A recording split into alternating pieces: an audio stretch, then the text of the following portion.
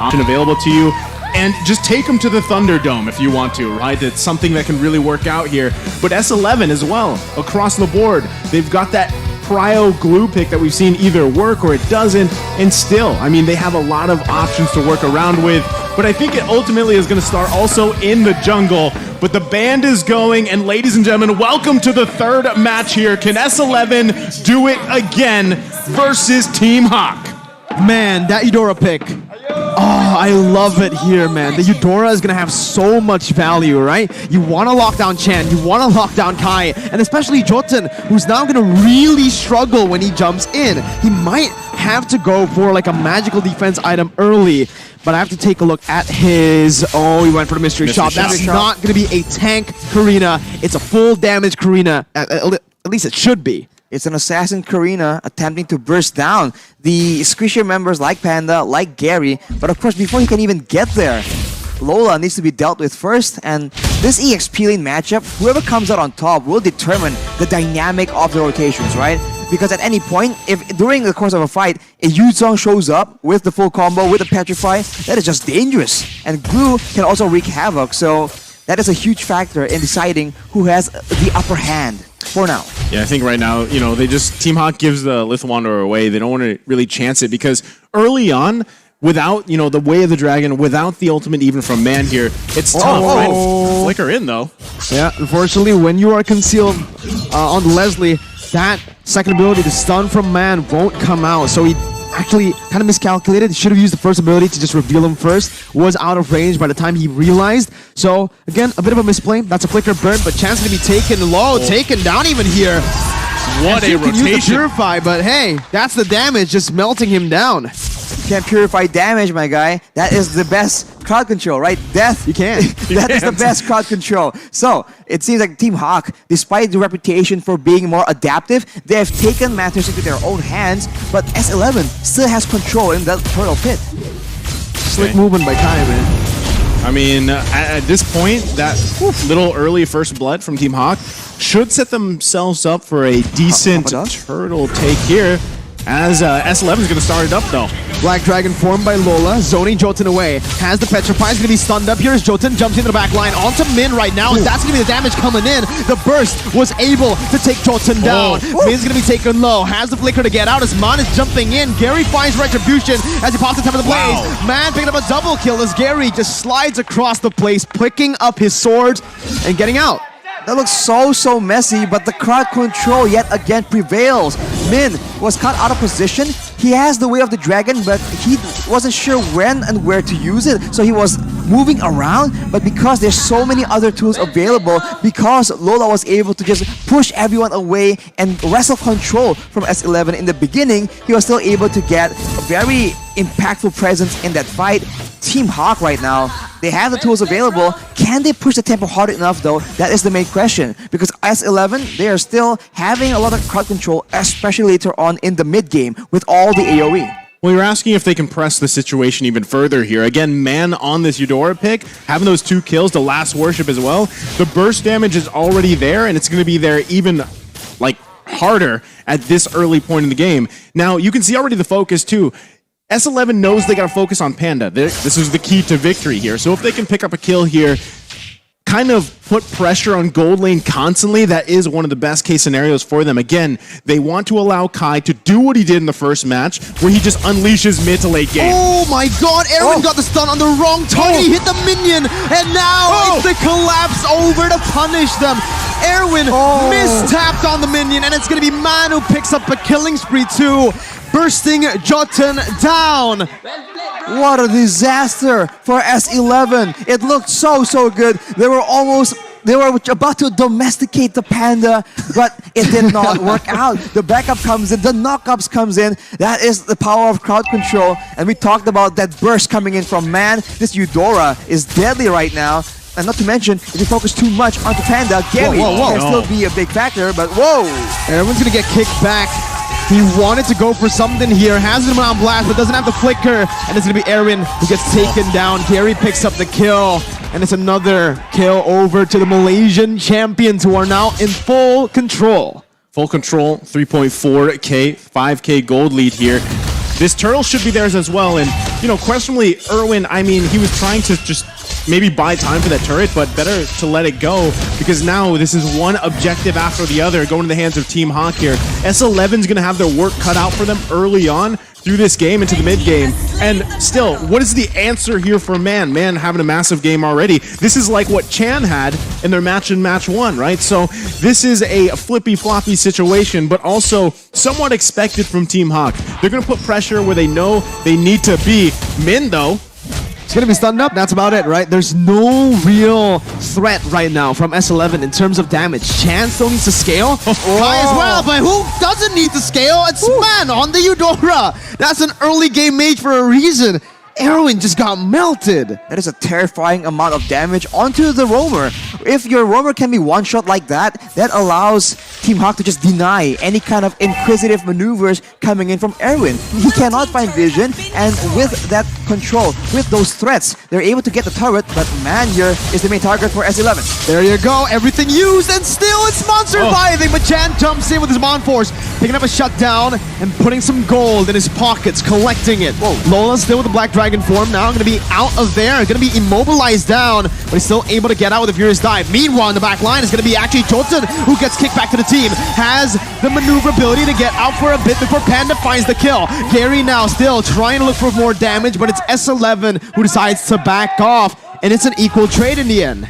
that could have been way worse, right? I mean, for either team there was a lot going on, but still, it was pretty much an even trade so far, and that's the thing. The thing about Team HAQ is the pressure from having a Eudora, the pressure from having a Cho is showing for S11. S11 has to work around this, right? But again, time could be in their favor if they can get to the point where mid-late game, they've got some farm. Kai hasn't died yet. This is very reminiscent, like I said, to previous game where we were kind of counting out Kai, but then he flipped the tables for S11 in the previous matchup. So this could still happen for them. True. And Chan as well. Chan, he needs to continue to build up. You saw the Zaman Force. If Team HAQ gets out of place, Zaman Force works so well to find the kills that you need with this Harith or even set up the rest of the team here. But already another turtle being worked on Team HAQ. They should be able to just secure this with a breeze. S11 going for a trade, it seems, but with only 2 members down here, it's still very vulnerable, and Team HAQ might just make a play here. No, they go for the turret, and that's about it. They're playing it patient and disciplined, keeping it clean, because later on, they can still have so many more options, man. They can use Gary to split push as well. We've seen that happen, and now here is the squad, right? Looking for a play, but Lola might be the one starting it off. Uh-oh, there you go. Yeah, Lola just dishing out a bit of damage to act as poke, but with this, the way they're trading on the map, right, S11 sure are buying a bit more time. Erwin jumps in onto Lola. They're trying to actually collapse onto with his Zaman Force too. Lola taking very little bit away. The Dragon connects onto Jotun. His Chan still able to actually get out. Look at him now. Blast connecting onto 2 members. Mon still able to flicker out. Papadao gonna be knocked up. Chan still gonna be able to survive, but it's scary. Slicing and dicing with the help of Panda to get the damage done and to take Erwin and Chan down. Team HAQ now looking to capitalize as they are going to be able to take the mid lane tier 1. The snipe won't be enough, and that is what discipline gets you. S11, they saw Lola, they figured, let's go for that pickoff because they are in such desperate situations. But of course, they are able to secure the kill, but at what cost? Team HAQ has so many more dangerous members available, and look at the items right here. Panda, already with the corrosion sight and the golden staff, that is a lot of attack speed and a lot of utility that can be brought into the team. And Gary on this lane with the Berserker's Fury and the Windtalker, that's a lot of hits and by default a lot of crits as well. So they can't really let these members go around without getting crowd control, without threatening them with everything. Yeah, again, you know, with Kai not dying yet, that's a great situation to be in. But what we're seeing from Team HAQ is that backline dive is so strong. You have Gary, you have Lola to do that. And man, if he decides to flicker in and just throw out that full combination for Eudora, then Kai could be easily taken out here. So still, S11 buying time, they might be better off just giving up this first Lord, because if they actually contest it or try to fight it, they're most likely going to lose the fight here. So Team HAQ starts up the first Lord of the game. That's a very great point, because if there's a big messy fight, Man can output the bulk of his role in the fight instantly.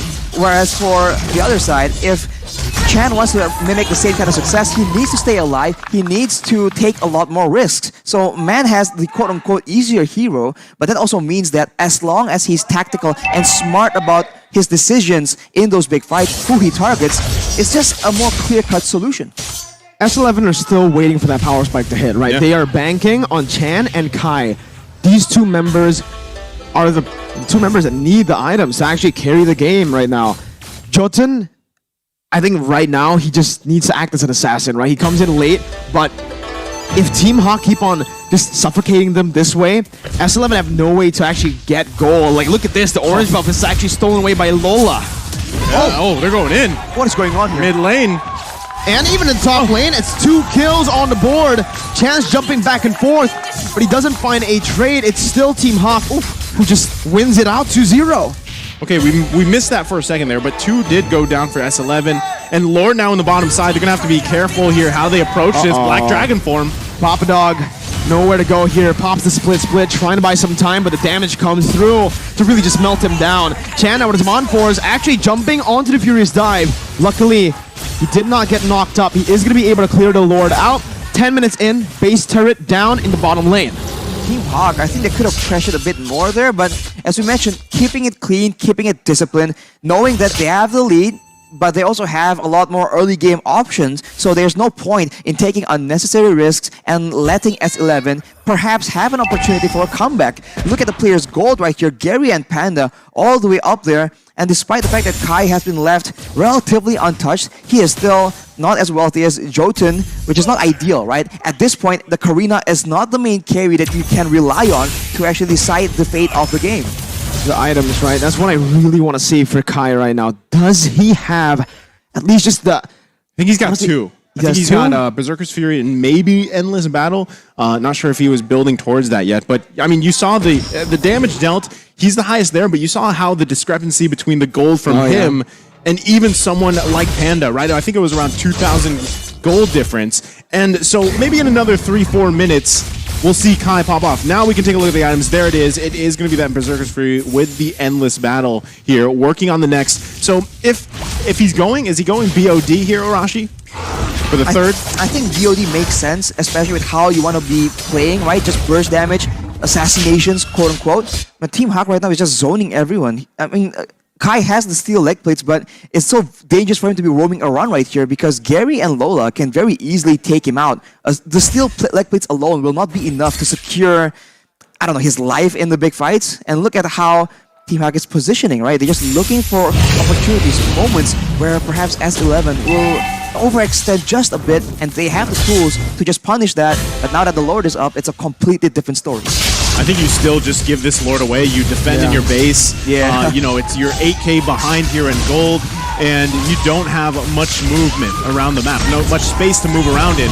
So this is the thing, though. Even if you turtle up here for S11 and you try to protect Kai the best you can, man is still the issue, right? He could flicker in at any point and just lock down Kai. There's the Divine Glaive. That's even more big damn at this point. It's tough. It's tough here for S11, but they're going to have to defend against this Lord as soon as it spawns, and the Onslaught Siege from Team HAQ at 9K ahead from S11. Now it's the question is, can they defend, right? With the amount of damage output and pick potential and even siege from Team HAQ, are S11 Gaming going to be able to withstand this? Arashi? It's going to be very tough, man. I mean, if their core members don't get caught up in the initial assault, I think there's a chance, right? You can see the damage is starting to come through, but of course, with so much crowd control available, Team HAQ can just even zone and not even commit to a fight, and that will allow them to take down multiple structures or even end the game with good lane manipulation. No conceal already. It's popped in by Min. That's going to be a resource valuable towards S11 as Papa Dog tries his best to zone the other members away. Erwin with an not blast, but it's going to be Min who kicks him away. Still, base turret is up. Gary jumps in with the blade. Chance to be caught. He's going to be taken down. Unstoppable picked up by Panda already. That's the mid laner gone. One of the high ground defense members is no longer alive for S11. Man flickering forward, trying to get Kai right now. Is Kai still able to actually get out? Lola getting out of harm's way right now. Man's going to be able to dish out the damage, but he's going to be taken down in the end by Kai. He's still in the back line, dealing a lot, dealing that true damage. As that's going to be Min caught. Double kill over to Kai, who's still trying to dish out the damage. And now you can see that he is starting to hurt. He is going to be able to dish out more as he's hunting for Panda. Panda picks up a godlike, flickers out, and Team HAQ have taken all 3 base turrets. They've taken all 3 base turrets, but they gave several kills in the process. Of course, it's not a defeat. They have so much macro pressure right now, but S11, they need that influx of gold, and it comes into the right hands kind of, so they have a chance right here. But of course, with 10k gold difference, it's going to be very difficult for them to get a victory in the big team fight unless something crazy happens, a pickoff, unless they do something crazy that Team HAQ can just not see coming. I mean, even looking at the player head-to-head here, we already know Kai is going to be the saving grace here for S11 if they can turn this around. He picked up the BOD about 4 minutes ago. I was like, you know, they need to buy 4 minutes. They've done that, right? They did have a successful defense in their base. That's step number 1 here. If they want to go ahead and either find a pickoff of their own before that next Lord comes up, that's probably what they're going to try to do, get in position here. That will be crucial for S11 to turn this game around. They've just got to be careful because the base is fully exposed. They've got no inhibitor turrets left. That's why you have Pompadonk parking up here on the top side. Knows that Gary will be splitting around the map here, but in just a couple seconds, Lord now going to be up, and they've got to be careful on how they approach it.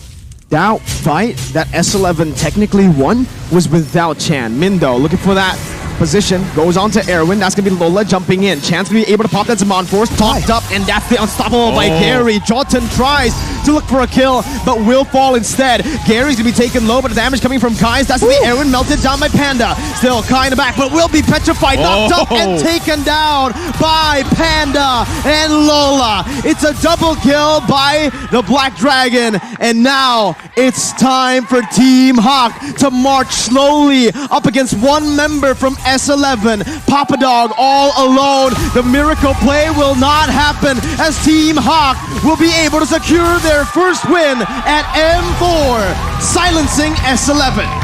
What